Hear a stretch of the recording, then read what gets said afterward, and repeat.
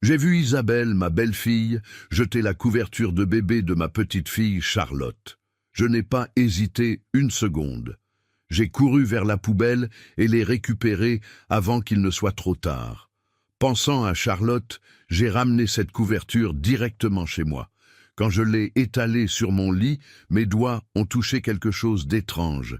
Il y avait un objet dur cousu à l'intérieur du tissu, caché entre les couches de coton. La curiosité m'a envahi comme un frisson. J'ai pris des ciseaux dans le tiroir. Mes mains tremblaient tandis que j'ouvrais délicatement la couture, fil par fil. Et en voyant ce qui était caché à l'intérieur, j'ai été complètement choqué. Je n'aurais jamais imaginé que quelque chose de si petit, si silencieux puisse contenir une telle horreur. Car ce que j'ai trouvé n'était pas seulement un objet, c'était la preuve d'un mensonge qui durait depuis des années. C'était la vérité sur la mort de mon fils. C'était le secret le plus sombre que ma belle-fille avait gardé. Et quand j'ai compris ce que cela signifiait vraiment, j'ai su que ma vie ne serait plus jamais la même. Je m'appelle Robert Dubois et j'ai 69 ans. Je vis seul dans cette maison depuis 3 ans, depuis le jour où j'ai perdu mon fils unique. Marc avait seulement 32 ans quand il est mort. C'était en septembre, un mardi après-midi. J'ai reçu un appel d'Isabelle en pleurs, criant, disant que Marc avait eu un accident, qu'il était tombé dans les escaliers de leur maison, s'était cogné la tête et ne répondait plus. Je suis arrivé à l'hôpital Saint-Antoine en 15 minutes. J'ai conduit comme un fou. Mes mains transpiraient sur le volant. Quand je suis entré aux urgences, Isabelle était assise sur une chaise, le visage entre les mains. Elle portait une robe gris perle. Il y avait des taches de sang sur les manches. Elle m'a vu et a couru vers moi. Elle m'a serré dans ses bras. Elle sanglotait contre mon épaule. Je voulais juste voir mon fils. J'avais besoin de le voir. Un médecin est sorti, nous a regardés avec cette expression que tous les médecins ont quand ils vont annoncer de mauvaises nouvelles et a prononcé les mots qui ont détruit mon monde. Marc était mort. Traumatisme crânien sévère. Ils n'ont rien pu faire. J'ai crié, j'ai pleuré, je me suis effondré sur le sol froid de l'hôpital. Isabelle m'a soutenu, m'a dit que tout irait bien, que Marc aurait voulu que nous soyons forts, mais rien n'allait bien, et rien n'irait plus jamais bien. Ma femme était décédée 15 ans plus tôt d'une crise cardiaque, et maintenant mon fils était parti aussi. Marc était tout ce qu'il me restait. Il était médecin, brillant, dévoué. Il travaillait de longues heures à l'hôpital à sauver des vies. Il était marié à Isabelle depuis 2 ans avant sa mort. Elle était aussi infirmière. Ils se sont rencontrés au travail. Il me l'a présentée un dimanche après-midi. Je me souviens qu'elle portait une robe blanc cassé et son sourire était parfait, trop parfait. Mais Marc était amoureux. Ses yeux brillaient quand il la regardait. Il m'a dit qu'elle était la femme de sa vie, qu'il voulait fonder une famille avec elle, et je voulais y croire. Je voulais croire que mon fils avait trouvé le bonheur. 1 an après le mariage, Isabelle est tombée enceinte. Marc était euphorique. Il appelait tous les jours pour me dire comment le bébé grandissait. Ils ont acheté une nouvelle maison, ont peint la chambre du bébé en rose pâle. Marc a monté le berceau lui-même. Je me souviens de l'avoir vu si heureux, si plein d'espoir. Et quand Charlotte est née, j'ai senti que la vie me faisait un cadeau, une seconde chance d'aimer, de prendre soin. Ma petite fille était magnifique, petite, délicate, avec les yeux sombres de Marc. J'ai tricoté cette couverture vert menthe de mes propres mains. Cela m'a pris des semaines pour la terminer. Chaque point était un morceau de mon amour pour elle. Marc l'adorait. Il disait qu'elle était magique, que chaque fois qu'il enveloppait Charlotte dedans, elle arrêtait de pleurer. Il gardait cette couverture comme un trésor. Mais après l'accident, tout a changé. Isabelle s'est éloignée. Au début, je comprenais. Elle était aussi en deuil. Elle avait aussi perdu son mari. Elle avait besoin de temps, d'espace. Mais les mois ont passé et elle amenait Charlotte me voir de moins en moins. Elle avait toujours des excuses. Que la petite était malade, qu'elle avait trop de travail, qu'elle devait réorganiser sa vie. Je ne voulais pas faire pression, je ne voulais pas être ce beau-père envahissant. Alors j'attendais, j'appelais, je demandais si je pouvais voir ma petite fille. Parfois elle disait oui, d'autres fois elle ne répondait tout simplement pas. Et quand elle me laissait voir Charlotte, je remarquais quelque chose d'étrange. Isabelle était différente, plus froide, plus distante. Son regard n'avait plus cette chaleur feinte d'avant. Il y avait quelque chose de calculateur dans ses yeux, quelque chose qui me rendait nerveux. Mais je pensais que c'était la douleur, que la mort de Marc l'avait changé, tout comme elle m'avait changé. J'ai essayé d'être compréhensif, j'ai essayé de lui donner de l'espace. Jusqu'à cet après-midi d'octobre, 3 ans après la mort de Marc, j'avais acheté quelques jouets pour Charlotte, je voulais la surprendre. Je suis passé devant la maison d'Isabelle pour les laisser dans la boîte aux lettres. Je ne voulais pas la déranger. Je voulais juste que ma petite fille sache que son grand-père pensait à elle. J'ai garé ma voiture de l'autre côté de la rue et c'est là que je l'ai vue. Isabelle sortait du garage avec des sacs poubelles, plusieurs sacs noirs. Elle les traînait avec force vers la poubelle. Et dans l'un de ces sacs, j'ai vu quelque chose qui a fait s'arrêter mon cœur, la couverture de Charlotte. Cette couverture vert menthe que j'avais tricotée avec tant d'amour était froissée, à moitié sortie du sac. Isabelle l'a poussée dans le conteneur avec une violence étrange, comme si elle détestait cette couverture, comme si elle voulait la détruire. J'étais paralysé. Pourquoi jetait-elle quelque chose d'aussi spécial? Pourquoi se débarrassait-elle d'un souvenir de Marc? Je ne comprenais pas. Isabelle a fermé le couvercle de la poubelle et est retournée à la maison. J'ai attendu quelques minutes. Ma respiration était rapide. Je ressentais un mélange de colère et de tristesse. Quand j'ai été sûr qu'elle ne sortirait pas, je suis descendu de voiture. J'ai marché jusqu'à la poubelle. Je l'ai ouverte. J'ai cherché parmi les sacs jusqu'à ce que je la trouve. Et elle était là, sale, froissée, sentant le parfum coûteux et l'oubli. Je l'ai retirée avec précaution. Je l'ai serrée contre ma poitrine et je l'ai emportée chez moi sans regarder en arrière. Je suis arrivé chez moi en tremblant. J'ai verrouillé la porte et je suis allé directement dans ma chambre. J'avais besoin d'être seul avec cette couverture. J'avais besoin de comprendre pourquoi Isabelle l'avait jetée comme ça, comme un déchet sans valeur. Je l'ai étalée avec soin sur mon lit. Je l'ai lissée avec mes mains. Elle était sale, mais intacte. Les bords en dentelle étaient encore fermes. La couleur vert menthe semblait terne sous la lumière de la lampe. J'ai passé mes doigts sur toute la surface. J'ai senti chaque texture, chaque point que j'avais fait des années auparavant. Et puis j'ai senti, juste au centre de la couverture, un volume dur, rectangulaire, caché entre les couches de tissu. Ce n'était pas une partie du rembourrage, c'était quelque chose de plus, quelque chose que quelqu'un avait délibérément placé là. Mon cœur a commencé à battre plus vite, mes mains ont commencé à transpirer. Qu'était-ce? Pourquoi y avait-il quelque chose caché dans la couverture de ma petite fille? J'ai retourné la couverture, cherché une ouverture, une couture différente, et je l'ai trouvée. Sur le bord inférieur, presque invisible, il y avait une ligne de point parfait, fait avec un fil de la même couleur que le tissu. Quelqu'un avait ouvert la couverture, mis quelque chose à l'intérieur, et l'avait recousu avec tant de soin qu'il était presque impossible de le remarquer. Je suis allé à ma table de chevet, j'ai pris mes ciseaux de couture, les mêmes que j'avais utilisés pour tricoter cette couverture des années auparavant. Mes mains tremblaient tellement que je pouvais à peine les tenir. J'ai pris une profonde inspiration. J'ai trouvé le début de la couture et j'ai commencé à couper lentement, fil par fil. Chaque coup de ciseau résonnait très fort dans le silence de ma chambre. J'avais l'impression d'ouvrir quelque chose d'interdit, quelque chose que je ne devrais pas toucher, mais je ne pouvais plus m'arrêter. J'ai coupé les derniers fils. L'ouverture était exposée. J'ai mis mes doigts à l'intérieur. J'ai senti quelque chose de froid, de métallique. Je l'ai retiré avec précaution, et quand je l'ai tenu dans mes mains, l'air s'est échappé de mes poumons. C'était un petit téléphone portable noir, éteint, et d'après le modèle, peut-être d'il y a 4 ou 5 ans. Je l'ai tenu comme s'il s'agissait d'une bombe sur le point d'exploser.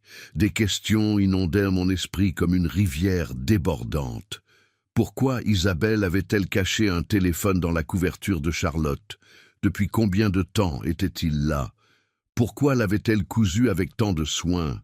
Et pourquoi maintenant, après 3 ans, avait-elle décidé de tout jeter? J'ai cherché dans mon tiroir de commode. J'avais un vieux chargeur que je gardais au cas où. Je l'ai branché au mur, j'ai branché le téléphone, et j'ai attendu. Les secondes semblaient des heures. Ma respiration était laborieuse. Mes mains ne cessaient de trembler. L'écran a clignoté. Une faible lumière est apparue dans le coin. Il chargeait. J'ai continué à attendre. 5 minutes, 10 minutes, jusqu'à ce que finalement l'écran s'allume complètement. Il n'y avait pas de mot de passe ni de code de sécurité. Il s'est ouvert directement sur le menu principal, comme si quelqu'un avait voulu qu'il soit facile d'y accéder, ou comme si cette personne n'avait jamais imaginé que quelqu'un d'autre le trouverait. Mes doigts tremblaient sur l'écran. Il y avait plusieurs applications. Messages, galeries, contacts, notes. J'ai commencé par la galerie, j'ai touché l'icône, et ce que j'ai vu m'a glacé. Il y avait des photos, beaucoup de photos. La première était d'Isabelle. Elle était dans un restaurant élégant. Elle souriait, mais elle n'était pas seule. Il y avait un homme à côté d'elle, jeune, beau. Il avait son bras autour de ses épaules, l'embrassait sur la joue. Cette photo avait une date. Elle avait été prise 4 ans auparavant, quand Marc était encore en vie, quand Isabelle était encore mariée à mon fils. J'ai senti quelque chose se briser en moi. J'ai continué à faire défiler. Plus de photos. Isabelle, avec le même homme à la plage, dans un hôtel, dans une voiture, s'embrassant, s'étreignant. Toutes les photos dataient de 4 ans. Isabelle avait une liaison. Elle avait été infidèle à Marc, et il ne l'avait jamais su, jamais soupçonné. Les larmes ont commencé à couler sur mon visage. Mon fils avait aimé cette femme, lui avait fait confiance, et elle l'avait trahi. Mais ce n'était pas tout. J'ai continué à vérifier.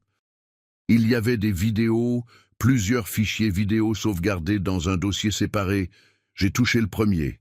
L'écran est devenu noir, puis l'image est apparue. C'était un enregistrement maison. La caméra était fixe, comme posée sur un meuble. On pouvait voir une pièce, le salon de la maison d'Isabelle et Marc. Je reconnaissais le canapé gris, la table basse, le tableau au mur, et puis ils sont apparus, Isabelle et ce même homme. Ils sont entrés en riant. Elle portait une robe violette. Il la tenait par la taille, l'embrassait et ils se sont jetés sur le canapé. La scène était claire, trop claire. J'ai arrêté la vidéo. Je ne pouvais pas continuer à regarder. Je me sentais malade, mais j'avais besoin d'en savoir plus. J'avais besoin de comprendre ce qui se passait. J'ai ouvert l'application de messagerie. Il y avait de longues conversations entre Isabelle et un contact enregistré simplement sous le nom de H. J'ai commencé à lire. Les messages dataient de 4 ans. Au début, ils étaient romantiques. Isabelle disait combien elle l'aimait, combien il lui manquait, combien elle ne supportait pas d'être loin de lui, combien elle détestait devoir faire semblant avec Marc. Ce nom, Marc, mon fils. Elle parlait de lui comme s'il était une nuisance, comme s'il était un obstacle sur son chemin. Les messages continuaient, devenant plus sombres, plus désespérés. Isabelle écrivait à cet homme qu'elle voulait être avec lui, qu'elle voulait une vie ensemble, mais que Marc n'accepterait pas le divorce, qu'il était trop traditionnel, qu'il ne la laisserait jamais partir. Et puis, un message est apparu qui m'a brisé l'âme. Il doit y avoir une autre façon. Je ne peux pas continuer comme ça. J'ai besoin qu'il disparaisse. Mes mains ont lâché le téléphone. Il est tombé sur le lit. Ma respiration s'est arrêtée. J'ai relu ce message encore et encore. J'ai besoin qu'il disparaisse. Ça ne pouvait pas être vrai. Je ne pouvais pas lire ce que je pensais lire. J'ai repris le téléphone. J'ai continué à descendre dans la conversation. L'homme, H, répondait « Ne dis pas de folie, attends seulement. Nous trouverons un moyen. » Mais Isabelle insistait, message après message, devenant de plus en plus désespérée. « Je ne veux plus attendre. Je veux être avec toi maintenant. Marc est le problème. S'il n'était pas là, nous serions libres. Et puis, quelques jours plus tard, un autre message encore plus effrayant. J'ai parlé à quelqu'un qui peut nous aider. J'ai juste besoin que tu me fasses confiance. L'homme a répondu, inquiet. Qu'as-tu fait? À qui as-tu parlé? Mais Isabelle n'a pas donné de détails, a juste dit que bientôt tout serait résolu, que bientôt ils seraient libres, que bientôt ils pourraient être ensemble sans se cacher. Les messages se terminaient brusquement une semaine avant la mort de Marc, comme si tous deux avaient cessé d'utiliser ce téléphone, comme s'ils avaient voulu effacer toute trace. Je me suis levé du lit, j'ai fait les 100 pas dans la chambre en essayant de traiter ce que je venais de découvrir. Isabelle avait planifié quelque chose. Elle avait parlé de faire disparaître Marc et une semaine plus tard, mon fils était mort. Était-ce vraiment un accident ou était-ce quelque chose de plus? Les paroles du médecin résonnaient dans mon esprit. Traumatisme crânien sévère, chute dans les escaliers. Mais maintenant, tout prenait un sens différent, un sens horrible. J'ai repris le téléphone. J'ai regardé dans l'application de notes. Il n'y avait qu'une seule entrée, écrite 2 jours avant la mort de Marc. Elle disait « Mardi, 15 heures. Il sera seul. » Tout doit paraître naturel, comme un accident. Personne ne peut soupçonner. Mes jambes ont cédé. Je me suis assis sur le lit. Les larmes coulaient incontrôlablement sur mon visage. Mon fils n'était pas mort dans un accident. Mon fils avait été assassiné, et Isabelle, la femme en qui il avait eu confiance, la mère de son enfant, avait fait partie de tout cela. Je n'ai pas pu dormir cette nuit-là. Je suis resté assis sur le lit, avec le téléphone dans les mains, lisant et relisant ces messages. Chaque mot était comme un coup de couteau. Chaque phrase confirmait ce que mon cœur savait déjà, mais que mon esprit refusait d'accepter. Marc n'était pas mort dans un accident. Mon fils avait été assassiné, et la femme qui avait juré de l'aimer jusqu'à la mort avait tout planifié. Elle avait orchestré sa mort comme si c'était quelque chose d'aussi simple que de déménager ou de changer de travail. Les larmes avaient disparu. Il ne restait qu'un vide profond dans ma poitrine, un trou noir qui engloutissait tout, mes souvenirs d'Isabelle, l'image que j'avais d'elle. Tout s'est effondré en quelques heures.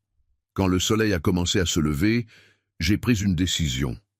Je ne pouvais pas rester silencieux, je ne pouvais pas laisser Isabelle continuer libre, marchant dans le monde comme si elle n'avait rien fait, élevant Charlotte avec ses mains tachées de sang, les mêmes mains qui avaient planifié de tuer mon fils. Mais j'avais besoin d'aide, j'avais besoin de quelqu'un en qui je pouvais avoir confiance, quelqu'un qui ne penserait pas que j'étais fou, quelqu'un qui me croirait.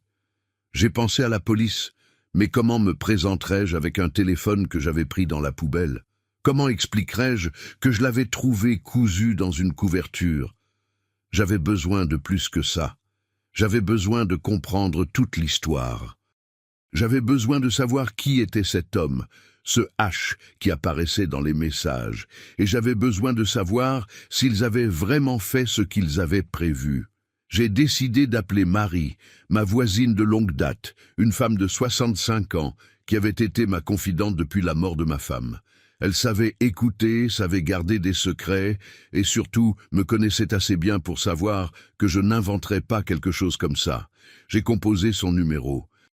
Elle a répondu à la 3e sonnerie. Sa voix semblait endormie. « Robert, tu vas bien? Il est 6 heures du matin. » J'ai pris une profonde inspiration. « Marie, j'ai besoin que tu viennes chez moi tout de suite. C'est urgent. » Il y a eu un silence. Puis, j'ai entendu un mouvement. « J'arrive !» Elle a raccroché. 15 minutes plus tard, Marie frappait à ma porte. Je l'ai ouverte. Elle m'a regardé avec inquiétude. Ses cheveux étaient attachés en une queue de cheval rapide. Elle portait un pull moutarde sur son pyjama. « Qu'est-ce qui s'est passé? Tu as l'air terrible. » Je lui ai fait de la place pour entrer. J'ai fermé la porte, je l'ai emmenée dans ma chambre, je lui ai montré la couverture étalée sur le lit, le téléphone toujours connecté au chargeur, et j'ai commencé à tout lui raconter.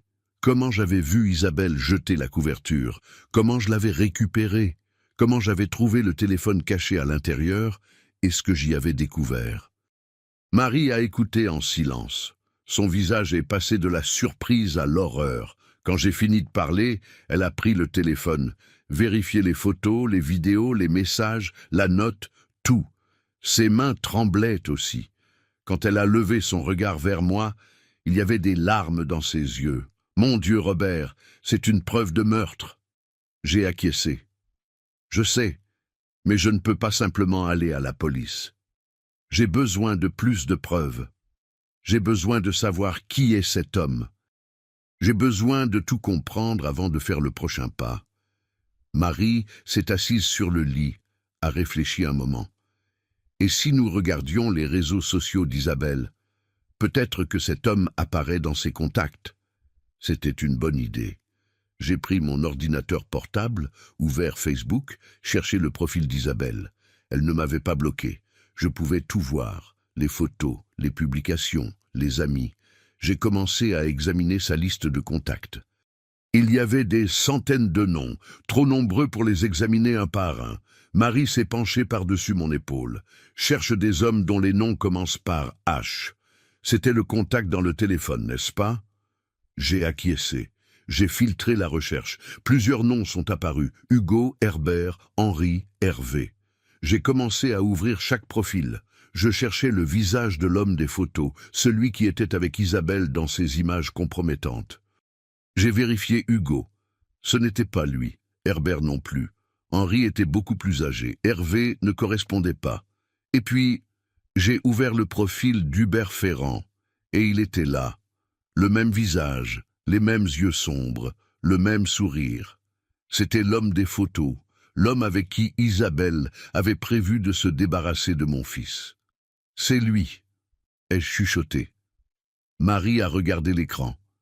Tu es sûr? Je suis retourné au téléphone. J'ai comparé les photos. Il n'y avait aucun doute, c'était le même homme. Je suis revenu à son profil Facebook, j'ai commencé à enquêter. Hubert Ferrand, 38 ans, vivait dans la même ville que nous, travaillait pour une entreprise de construction. J'ai vérifié ses photos publiques. Il y en avait plusieurs d'il y a quelques années. Dans certaines, il apparaissait seul, dans d'autres, avec des amis. Mais il n'y avait pas de photos récentes avec Isabelle, comme s'ils avaient effacé toute trace de leur relation, comme s'ils n'avaient jamais été ensemble. Nous devons le trouver, ai-je dit. Marie a acquiescé. Mais sois prudent, Robert. Si cet homme a été impliqué dans la mort de Marc, il pourrait être dangereux. Je le savais, mais je m'en fichais. J'avais besoin de réponses. J'avais besoin de justice pour mon fils. J'ai cherché plus d'informations sur Hubert sur Internet. J'ai trouvé son profil LinkedIn. Il travaillait comme superviseur de chantier, avait des contacts avec diverses entreprises de la région. Rien ne semblait sortir de l'ordinaire. C'était un homme normal, avec une vie normale, sauf pour le fait qu'il avait aidé à planifier un meurtre. Marie a suggéré quelque chose à quoi je n'avais pas pensé. Et si nous allions chez Isabelle? Peut-être pouvons-nous trouver plus de preuves, des documents, des emails, quelque chose qui connecte tout cela. C'était risqué, mais cela avait du sens. Si Isabelle avait caché ce téléphone dans la couverture de Charlotte, peut-être avait-elle plus de choses cachées. Nous ne pouvons pas simplement entrer comme ça, ai-je dit. Nous avons besoin d'une excuse. Marie a réfléchi un moment. Et si tu disais que tu veux voir Charlotte, que ta petite fille te manque, pendant que tu la distrais, je pourrais chercher discrètement. Ce n'était pas un plan parfait, mais c'était le seul que nous avions. Nous avons décidé d'essayer cet après-midi-là. J'ai envoyé un message à Isabelle. « Bonjour Isabelle, je sais que j'ai été insistant dernièrement, mais Charlotte me manque beaucoup. Puis-je passer la voir cet après-midi, juste un petit moment ?» 20 minutes se sont écoulées avant qu'elle ne réponde. « Bonjour, Robert. Aujourd'hui n'est pas un bon jour. Charlotte est un peu irritable. Peut-être un autre jour. » J'ai serré les dents. C'était toujours la même chose. Elle avait toujours des excuses. Mais cette fois, je n'accepterai pas un non pour réponse. « S'il te plaît, Isabelle, ce ne sera que quelques minutes. J'ai acheté un cadeau pour elle. Je veux le lui remettre personnellement. » Un autre silence, puis sa réponse. « D'accord, mais seulement une demi-heure. J'ai des choses à faire. » C'était tout ce dont j'avais besoin. Marie et moi nous sommes préparés. Elle attendrait dans la voiture mon signal. Si je pouvais distraire Isabelle suffisamment, Marie entrerait avec une excuse. Nous chercherions tout ce qui pourrait servir de preuve supplémentaire. À 15 heures, nous sommes arrivés chez Isabelle. C'était une maison à 2 étages, peinture blanche, jardin bien entretenu, la même maison où Marc était mort, où il était supposément tombé dans les escaliers, où sa vie s'était terminée. J'ai sonné. Mon cœur battait si fort que je pensais qu'il allait sortir de ma poitrine. J'ai entendu des pas, la porte s'est ouverte et il y avait Isabelle. Elle portait un pantalon noir et un chemisier couleur saumon. Ses cheveux étaient parfaitement coiffés, son maquillage était impeccable, comme toujours. « Bonjour, Robert », a-t-elle dit avec un sourire froid. « Entre ». Je suis entré dans la maison. L'odeur de lavande remplissait l'air. Tout était propre, rangé, parfait, trop parfait, comme si rien de mal ne s'était jamais produit entre ces murs. « Où est Charlotte ?» ai-je demandé. « En haut, dans sa chambre. Je vais l'appeler. » Isabelle est montée dans les escaliers, les mêmes escaliers où Marc était supposément tombé. J'ai regardé chaque marche, cherché un signe, une marque, mais il n'y avait rien. Isabelle est descendue avec Charlotte dans ses bras. Ma petite fille avait tellement grandi. Elle avait déjà 3 ans. Ses cheveux sombres tombaient en vagues douces sur ses épaules. Ses yeux étaient identiques à ceux de Marc. La voir me brisait le cœur et me remplissait d'amour en même temps. « Salut, papy », a dit Charlotte d'une voix douce. Elle a tendu ses petits bras vers moi. Je l'ai prise, je l'ai serrée fort. Elle sentait le shampoing pour bébé et l'innocence. Elle était la seule chose pure qui restait de mon fils. La seule chose bonne qui avait survécu à toute cette obscurité. « Tu m'as tellement manqué, mon amour », ai-je chuchoté. Elle a souri, m'a montré une poupée qu'elle avait dans la main, un ours en peluche, et a commencé à me raconter une histoire à son sujet. Je l'écoutais tout en observant Isabelle du coin de l'œil. Isabelle était debout près de la fenêtre, regardant son téléphone. Elle semblait distraite, nerveuse, comme si elle attendait quelque chose ou quelqu'un. J'ai saisi le moment. J'ai sorti mon téléphone portable, envoyé un message rapide à Marie. « Entre maintenant ». Quelques minutes plus tard, la sonnette a retenti. Isabelle a levé la tête, surprise. « Tu attends quelqu'un » ai-je demandé de la voix la plus décontractée possible. Elle a secoué la tête, froncé les sourcils, est allée à la porte, l'a ouverte. Marie était là, avec un sourire aimable. « Bonjour, désolé pour l'interruption. Je suis Marie, la voisine de Robert. Je suis venue avec lui, mais j'ai oublié un sac dans la voiture. Puis-je utiliser les toilettes? C'est urgent. » Isabelle a hésité, a regardé Marie, puis m'a regardé. J'ai agi comme si c'était la chose la plus normale du monde. « Bien sûr », a finalement dit Isabelle. Au fond du couloir, première porte à gauche. Marie est entrée. Elle m'a lancé un regard rapide. J'ai compris le message. Elle chercherait ce qu'elle pourrait pendant que je gardais Isabelle distraite. J'avais besoin de temps. J'ai commencé à parler.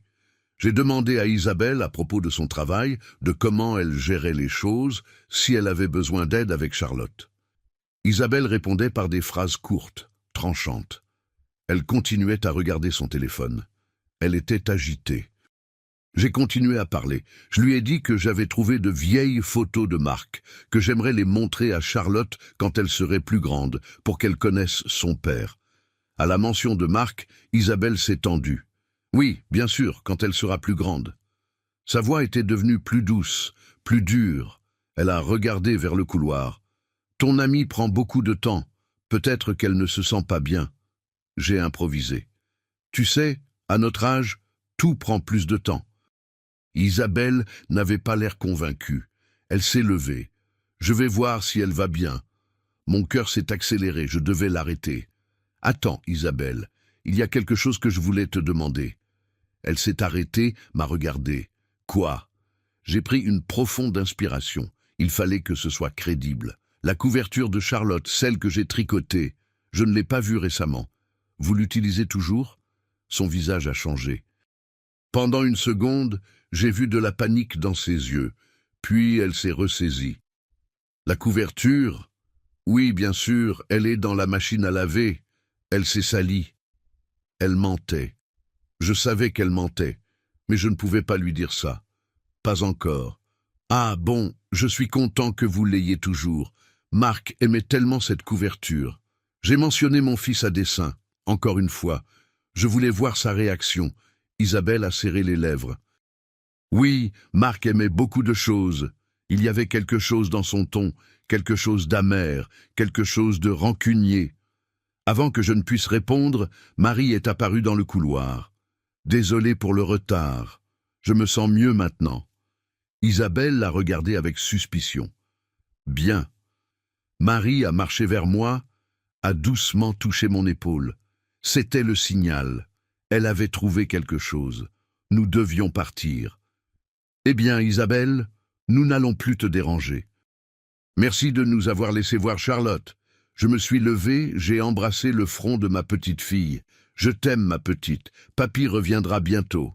Charlotte m'a serré dans ses bras. Au revoir, papy. Isabelle nous a accompagnés à la porte. Quand nous sommes sortis, elle l'a fermée rapidement, presque violemment. Marie et moi avons marché vers la voiture en silence. Nous sommes montés. J'ai fermé la porte.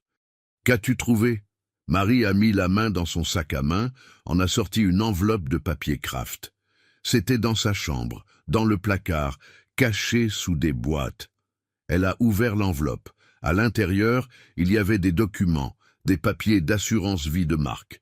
Mon fils avait une police de 500 000 € et la bénéficiaire était Isabelle. Le montant entier avait été réclamé 3 mois après sa mort. Il y avait aussi des relevés bancaires, des transferts importants, un de 200 000 € vers un compte au nom d'Hubert Ferrand. Mon Dieu, ai-je murmuré. Elle l'a payé. Elle l'a payé pour l'aider à tuer Marc. Marie a acquiescé. Il y a plus. Elle a sorti un autre papier. C'était une copie de l'acte de naissance de Charlotte, mais il y avait quelque chose d'étrange. Le nom de la mère n'était pas Isabelle. Il était écrit Léa Rousseau. Qui est Léa Rousseau? Ai-je demandé. Marie a secoué la tête. Je ne sais pas, mais selon ce document, elle est la mère biologique de Charlotte, pas Isabelle. Le monde s'est arrêté. Je ne comprenais plus rien. Charlotte n'était pas la fille d'Isabelle, mais Isabelle était enceinte. Je l'ai vue, nous l'avons tous vue. Marie a pointé la date sur le certificat. Regarde, la date de naissance de Charlotte ne coïncide pas avec ce qu'Isabelle nous a dit. Il y a une différence de 2 mois. J'ai vérifié le certificat. Marie avait raison. Selon ce document, Charlotte était née 2 mois avant ce qu'Isabelle avait annoncé. Ça n'a pas de sens. Isabelle a simulé une grossesse? Elle a volé un bébé? Je ne sais pas, a dit Marie, mais nous devons trouver Léa Rousseau. Elle est la clé de tout cela. Je suis rentré chez moi avec Marie. Nous nous sommes assis dans le salon, avons étalé tous les documents sur la table, le téléphone, les photos, les messages, les papiers d'assurance, l'acte de naissance. Tout commençait à avoir un sens. Isabelle avait planifié l'assassinat de Marc pour obtenir l'argent de l'assurance. Elle avait utilisé Hubert pour le faire. Elle l'avait payé avec une partie de l'argent. Mais il y avait aussi une autre histoire, l'histoire de Léa Rousseau et Charlotte. Nous devons chercher des informations sur Léa, ai-je dit. J'ai ouvert mon ordinateur portable, cherché son nom sur Internet, Léa Rousseau. Plusieurs profils sont apparus, mais aucun ne semblait correspondre. J'ai ajouté la ville à la recherche, et alors j'ai trouvé quelque chose, une note d'un journal local d'il y a 4 ans. Le titre disait « Jeune mère disparue. La famille cherche de l'aide pour localiser Léa Rousseau ». Il y avait une photo, une jeune fille de 23 ans, cheveux longs, yeux tristes. Selon l'article, elle avait disparu, laissant son bébé de 2 mois. « Charlotte », ai-je murmuré. Léa a disparu et a laissé Charlotte. Marie a lu l'article par-dessus mon épaule. Ou peut-être qu'elle ne l'a pas laissée. Peut-être qu'Isabelle l'a fait disparaître. Cette idée m'a glacé le sang. Tu penses qu'Isabelle a tué Léa aussi? Je ne sais pas, mais réfléchis. Isabelle avait besoin d'un bébé pour compléter la farce de la famille parfaite avec Marc. Peut-être qu'elle a rencontré Léa, peut-être qu'elle a profité d'elle, et quand elle n'avait plus besoin d'elle, elle s'est débarrassée d'elle. C'était une théorie horrible, mais elle avait du sens. J'ai cherché plus d'informations sur la disparition de Léa. J'ai trouvé un autre article plus récent d'il y a 6 mois, les restes d'une jeune femme disparue retrouvée, identifiée comme étant Léa Rousseau. On avait trouvé son corps dans un terrain abandonné à la périphérie de la ville. L'enquête était close, cause de la mort, traumatisme crânien, la même que Marc. Ça ne pouvait pas être une coïncidence. Isabelle l'a tué, ai-je dit d'une voix tremblante. Elle a tué Léa pour garder Charlotte, puis elle a tué Marc pour avoir son argent. Marie a pris ma main. Robert, c'est trop grave. Nous devons aller à la police maintenant. Elle avait raison. Nous ne pouvions pas continuer à enquêter seuls. C'étaient des preuves de 2 meurtres, peut-être plus. Nous avions besoin d'aide professionnelle. J'ai pris mon téléphone, cherché le numéro du commissariat local, les composé. Une voix masculine a répondu. « Commissariat central, comment puis-je vous aider ?» J'ai pris une profonde inspiration. J'ai besoin de signaler un meurtre, 2 meurtres, et j'ai des preuves. Ils ont fixé un rendez-vous pour le lendemain. Un commissaire nommé Richard Vincent prendrait l'affaire. Ils m'ont demandé d'apporter toutes les preuves que j'avais. Cette nuit-là, je n'ai pas dormi. Je n'arrêtais pas de me retourner dans mon lit, pensant à tout ce que j'avais découvert, les mensonges d'Isabelle, la mort de mon fils, Léa Rousseau, Charlotte. Ma petite fille n'était pas vraiment ma petite fille de sang, mais ça n'avait pas d'importance. Elle était la fille de Marc dans son cœur. Il l'avait aimée comme la sienne, avait pris soin d'elle. Et maintenant, cet enfant était entre les mains d'une meurtrière, entre les mains de la femme qui avait tué sa vraie mère et son père adoptif. Je ne pouvais pas laisser Isabelle continuer avec elle. Je devais sortir Charlotte de cette maison, devais la protéger. Mais d'abord, j'avais besoin que la police croie mon histoire. J'avais besoin qu'ils enquêtent, qu'ils arrêtent Isabelle, qu'ils rendent justice. À 9 heures du matin, Marie et moi sommes arrivés au commissariat. C'était un bâtiment gris, froid, qui sentait le vieux café et le papier. Une réceptionniste nous a reçus. Nous avons dit que nous avions rendez-vous avec le commissaire Vincent. Elle nous a fait attendre dans une petite salle. 15 minutes plus tard, un homme d'environ 45 ans est apparu. Grand, cheveux courts, avec des tempes grisonnantes, yeux pénétrants. Il portait une chemise beige et un pantalon sombre. « Monsieur Dubois », a-t-il dit. « Asseyez-vous, s'il vous plaît. »« Je suis le commissaire Richard Vincent. Entrez, je vous prie. » Il nous a emmenés dans son bureau, une pièce pleine de dossiers et de chemises. Il y avait des photos sur les murs, des affaires résolues, j'imaginais. Nous nous sommes assis en face de son bureau. Il s'est installé dans sa chaise, a sorti un bloc-notes. « Racontez-moi tout, depuis le début. » J'ai pris une profonde inspiration et j'ai commencé à parler.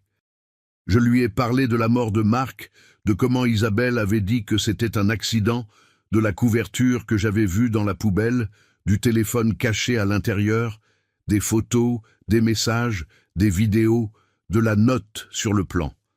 J'ai tout montré. Le téléphone, les documents d'assurance, les transferts bancaires à Hubert Ferrand, l'acte de naissance de Charlotte avec le nom de Léa Rousseau, les articles sur la disparition et la découverte du corps de Léa. Le commissaire Vincent a écouté en silence, a pris des notes, vérifié chaque document avec soin, regardé les photos sur le téléphone, lu les messages. Son expression était sérieuse, concentrée. Quand j'ai fini de parler, il s'est adossé à sa chaise. « C'est grave, » a-t-il finalement dit. « Très grave. Si ce que vous me dites est vrai, nous parlons de 2 homicides prémédités, peut-être 3, si nous comptons le père biologique de l'enfant. » J'ai gelé sur place. Le père biologique, si Charlotte n'est pas la fille d'Isabelle, elle a dû avoir un père, quelqu'un qui était avec Léa Rousseau. J'ai secoué la tête. Je n'ai rien trouvé à ce sujet. Le commissaire a noté quelque chose. Je vais enquêter, mais d'abord je dois vérifier ces preuves. Je vais rouvrir le dossier de votre fils. Je vais demander une exhumation pour une seconde autopsie et je vais enquêter à fond sur la mort de Léa Rousseau. Je vais aussi interroger Hubert Ferrand. J'ai ressenti un immense soulagement. Enfin, quelqu'un me croyait. Quelqu'un allait faire quelque chose. Et Isabelle, allez-vous l'arrêter? Le commissaire a secoué la tête. Pas encore. J'ai besoin de plus de preuves avant d'émettre un mandat d'arrêt. Je ne veux pas qu'elle s'enfuie si elle soupçonne que nous enquêtons. Cela avait du sens, mais c'était frustrant. Pendant ce temps, Charlotte reste avec elle. Le commissaire m'a regardé avec compassion. Je comprends votre inquiétude, mais légalement, Isabelle est la tutrice de la petite. Je ne peux pas la lui retirer sans une ordonnance du tribunal, et pour cela, j'ai besoin de preuves solides. Le téléphone ne suffit pas. Le commissaire a soupiré. C'est une preuve importante, mais un bon avocat pourrait soutenir qu'il a été planté, que nous ne savons pas avec certitude d'où il vient. J'ai besoin de plus. Des témoignages, des preuves médico-légales, des connexions claires. Je me sentais impuissant. Combien de temps cela prendra-t-il? A demandé Marie. Le commissaire a haussé les épaules. Ça dépend. Si je trouve ce que je cherche, peut-être quelques semaines. Sinon, cela pourrait prendre des mois. Je n'avais pas des mois. Je ne pouvais pas laisser Charlotte avec Isabelle si longtemps. Il y a encore une chose, ai-je dit. Isabelle était nerveuse hier. Elle regardait constamment son téléphone, comme si elle attendait quelque chose, ou préparait quelque chose. Le commissaire a également noté cela. Avez-vous une idée de ce que cela pourrait être? J'ai nié. Non, mais ça m'a donné un mauvais pressentiment. Très bien. Je vais mettre une surveillance discrète sur sa maison. Si elle tente quelque chose, nous le saurons. Cela m'a un peu rassuré. Au moins, il la surveillerait. Au moins, il saurait si elle essayait de s'enfuir ou de faire du mal à Charlotte. Nous avons dit au revoir au commissaire. Il nous a donné son numéro personnel. Appelez-moi si vous remarquez quelque chose d'étrange. N'importe quoi, peu importe l'heure. J'ai acquiescé. Marie et moi avons quitté le commissariat. Le soleil était haut. Il faisait chaud, mais je me sentais froid à l'intérieur. « Que faisons-nous maintenant ?» a demandé Marie. « Attendre !» ai-je dit amèrement. « Attendre et prier pour qu'ils trouvent assez pour l'arrêter. » Les jours suivants furent une torture. Chaque heure semblait éternelle. Je ne pouvais pas m'empêcher de penser à Charlotte, à savoir si elle allait bien, si Isabelle soupçonnait quelque chose, si elle tenterait de s'échapper. Le commissaire Vincent m'appelait tous les 2 jours pour me donner des mises à jour. Il avait interrogé Hubert Ferrand. Au début, Hubert a tout nié. Il a dit qu'il connaissait à peine Isabelle, qu'il n'était que des connaissances du travail, mais quand ils lui ont montré les photos et les messages du téléphone, il s'est effondré. Il a avoué la liaison, a admis qu'Isabelle avait parlé de se débarrasser de Marc, mais a juré qu'il n'avait jamais été d'accord, qu'il lui avait dit qu'elle était folle, qu'il ne voulait pas en faire partie.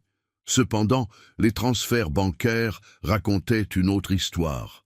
Le commissaire l'a pressé, lui a montré les relevés, les 200 000 € qu'Isabelle lui avait envoyés 3 mois après la mort de Marc. Hubert n'a pas pu expliquer. Il a dit que c'était un prêt qu'Isabelle lui avait fait pour démarrer une entreprise, mais il n'avait aucun document pour le prouver. « Je le garde 24 heures, m'a dit le commissaire.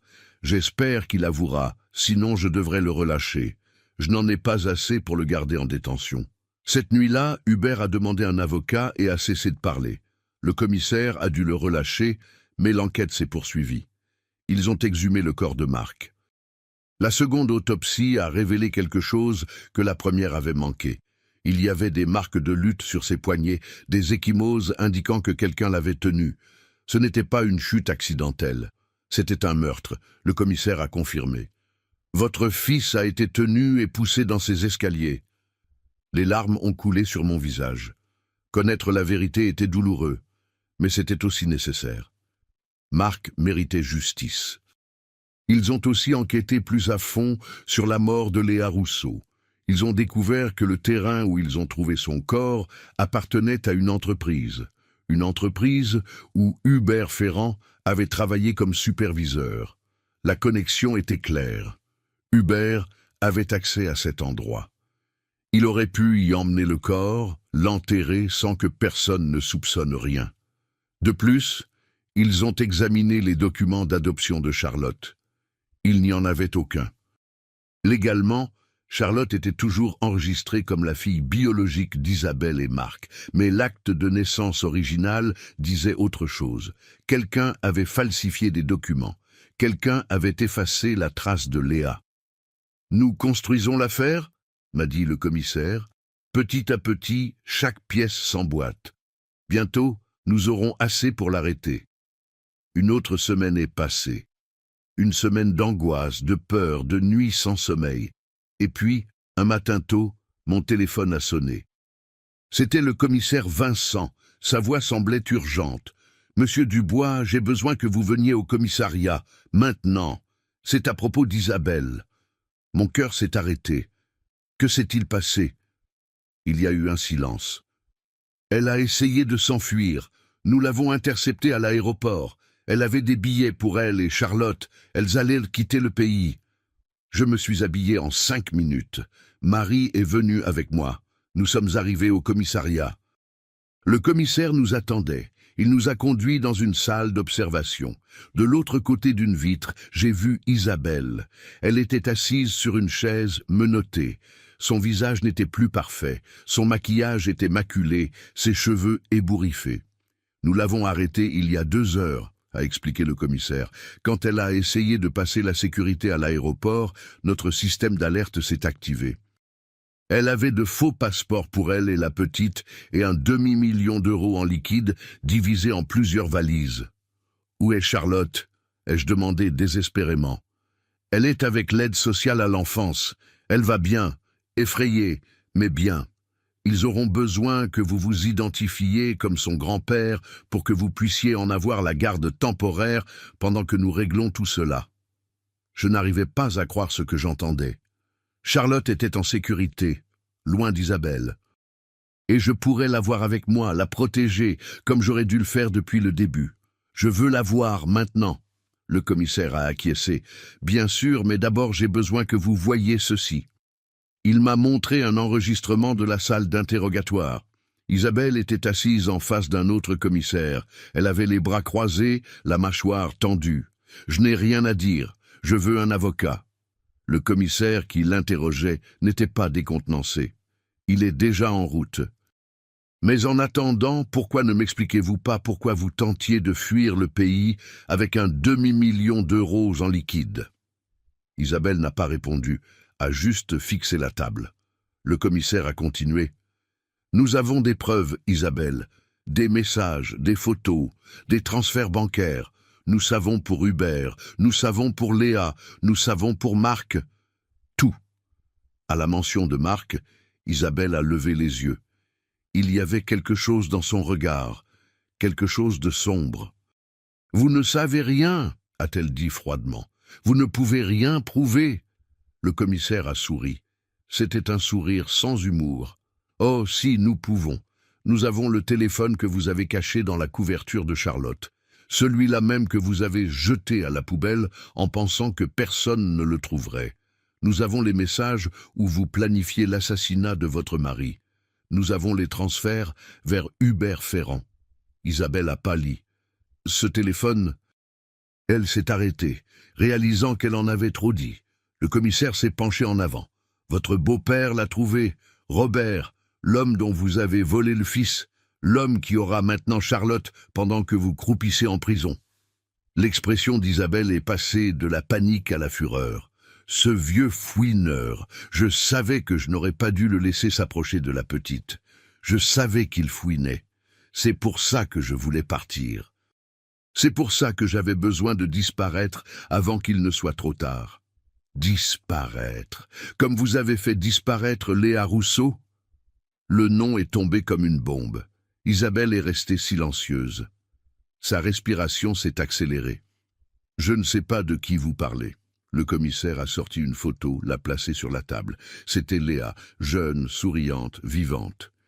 Léa Rousseau, la vraie mère de Charlotte, la fille qui a disparu il y a 4 ans, celle qu'on a retrouvée morte dans un terrain appartenant à l'entreprise où travaillait votre complice, Hubert.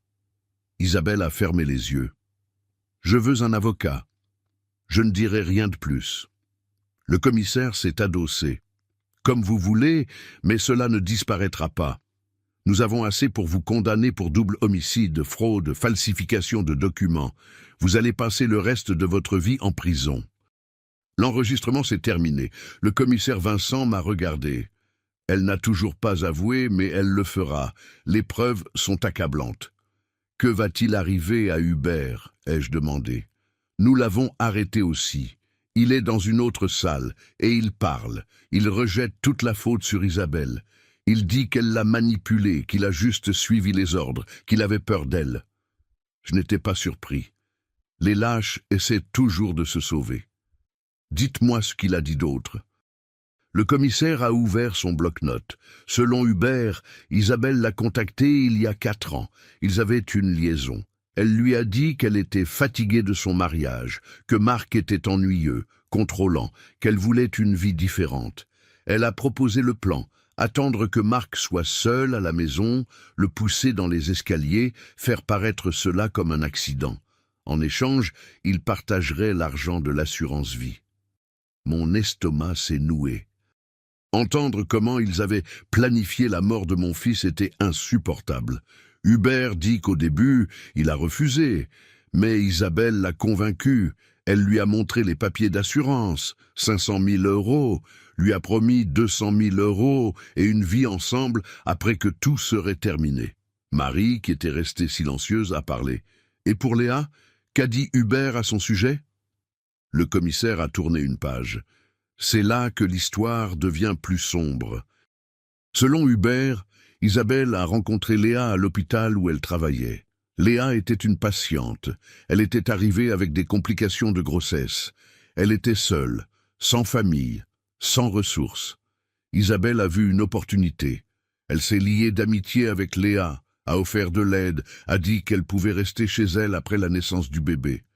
Léa a accepté. Elle n'avait personne d'autre. Mes mains tremblaient. Isabelle a tout planifié depuis le début. Elle voulait garder le bébé. Le commissaire a acquiescé. Exactement. Selon Hubert, Isabelle a menti à Marc.